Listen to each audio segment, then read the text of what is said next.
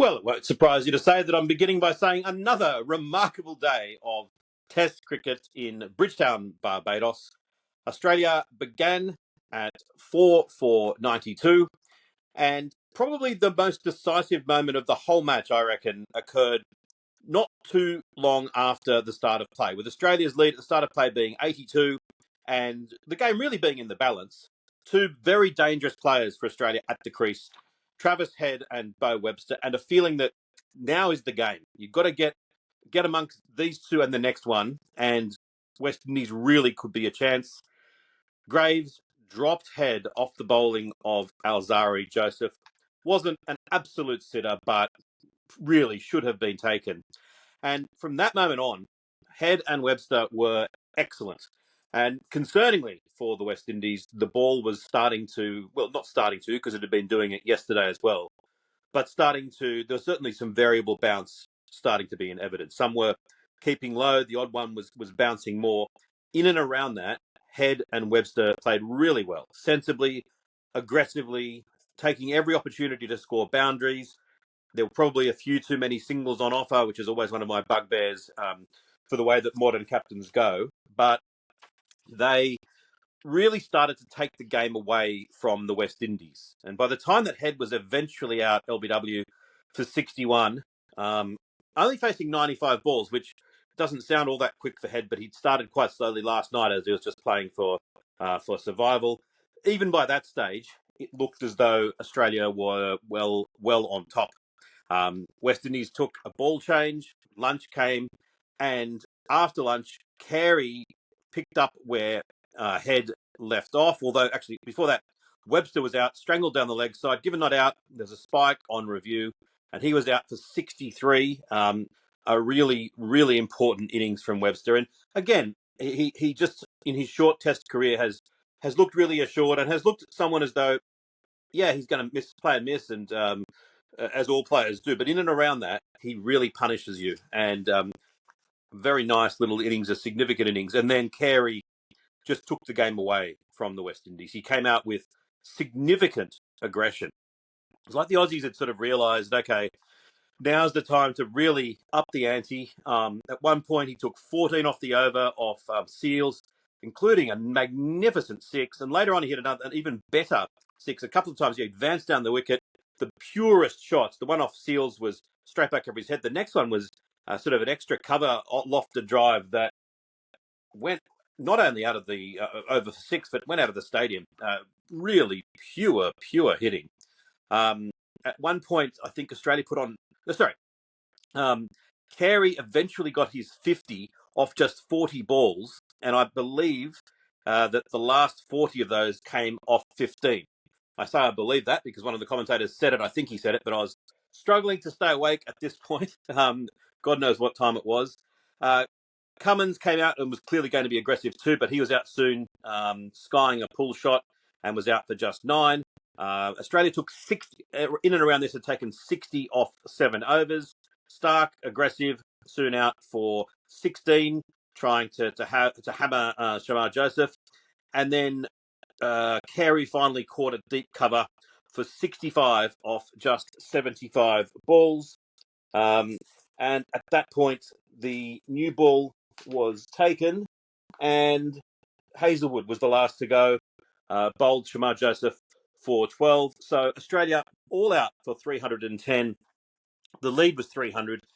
And it kind of looked all over. You just thought at this stage, the West Indies are not going to get this. And it was a treble of 60s. Head 61, Webster 63, Carey 65 that were the really decisive contributions. For the West Indies, Shamar Joseph, 5 for 87, 2 wickets for Alzari Joseph, 1 each for Seals, Graves and Roston Chase. So in came the West Indies, and it was just after the tea break? I think it was. And straight away, Brathwaite was out. Caught Constas, bowled Stark. Pretty clever, actually, that they'd brought in Constas at a sort of a shortish square leg, and poor old Brathwaite duly eased Stark off his pads straight down there, and he took a nice catch.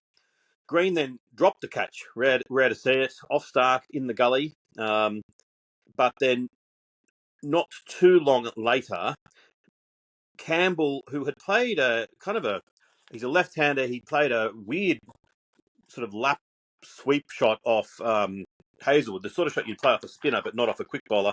Tried it again and hit it basically straight up in the air, and Carey caught it. And from this point, things just started to absolutely unravel for the West Indies. And it happened on a pitch that was really up and down. And Hazelwood, I mean, he's hard to play on any surface, but on a surface when the ball is mainly bouncing quite normally, but then a percentage keeping low and a percentage rising up, then there's not much you can do about that. So King came in, first ball, inside edged onto the pad off Hazelwood, ballooned out to point, and Green took the catch. So Hazelwood was on a hat-trick, didn't get the hat-trick. Then Roston Chase was caught. Constas bowled Hazelwood, caught at short leg. You could say it's a soft dismissal, but it's just one of these ones that Hazelwood's so difficult to face in those circumstances.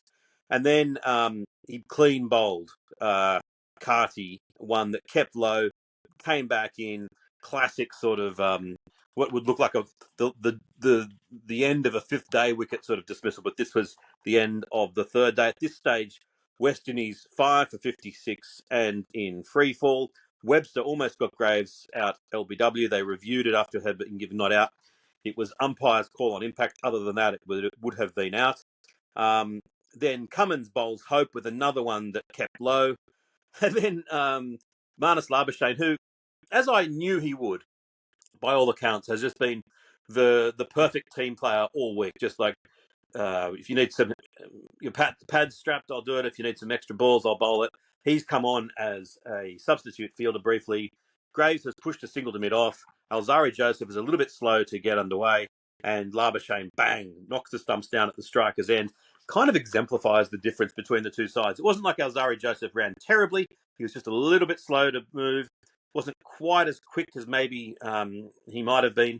Didn't put in a dive. He probably didn't think the ball was coming at his end, but Labuschagne was absolutely deadly. At this point, it was at the scheduled stumps time, but because the West Indies were now 7 out, they took the extra half hour. Warrican was caught. Carey bowled Hazelwood for 13. The previous ball, he had been given not out WW. They'd challenged it for DRS, and he survived purely on umpire's call for height. So that reprieve lasted him one more ball. Then he was out. So that was then 8 out. At this point, West Indies, rather than playing to sort of try to force another day, just went really on the attack, and it kind of was their best.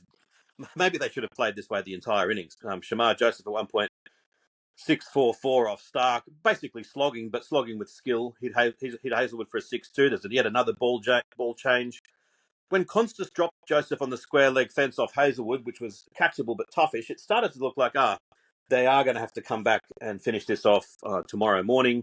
Then Graves was given out WW to Hazelwood, but not out on review as it was going down leg. More 4s and 6s from Shamar Joseph, and then Lyon was brought on at the other end. Graves, who had been aggressive, was now just defending. And it came to the last over of the day. And so you would think, okay, well, they've taken the extra 8 overs. This is the last over of the day. It was like an hour after past an hour after the scheduled stumps time. There'd been an injured bird on the ground that they briefly stopped for. But more twists were to come. Lyon threw one up wide outside off stump. Shamar Joseph drove at it. Sort of ricocheted off Carey's gloves in the air. Khawaja went and took the catch. So he was out for 44. And then first ball, Jaden Seals was caught by Constas off the bowling of Lyon at short leg. Lyon on a hat-trick that he'll never have a chance to complete. And Australia won by 159. Probably doesn't do it justice. I had an interesting night because I stayed up till the start of the West Indian innings when I was convinced, okay, it's not going to end today, because my main concern was waking up, watching on delay, and I would instantly be able to tell by the length of how long the replay was to know whether or not that it ended today. And I thought, I'm safe now, so I'm going to get a bit of sleep. Got up with the intention of watching it in full, which I did, but as soon as I restarted it, I suddenly noticed that it was the length of replay was an hour longer than it had been the day before. And Australia said, I bet Australia must take the extra 8 overs and win this tonight. So I got one right there. So, yeah, terrible collapse by the West Indies. Fantastic bowling by Australia. Shamar Joseph, top score, 44 off 22. All out 141. Josh Hazlewood, 12 overs, 3 maidens, 5 for 43. Absolutely superb. He's a wonderful bowler and deserves all the credit that he gets. Yeah, it's a match that the West Indies will feel that they really should have done better. That all the dropped catches, they're very angry with the state of the third umpiring. I think with some justification. I differ on some, but I certainly think there were some mistakes made by the third umpire, and that did cost the West Indies. Although I don't acknowledge that there's anything. Darren Sammy saying that he's concerned about the specific umpire making those decisions. I don't think there's anything in that. But ultimately, Australia, too professional, too classy, and West Indies, when they make all those mistakes, in order for them to win, they're going to have to just be so much better than other sides, and the likelihood of that occurring isn't all that strong.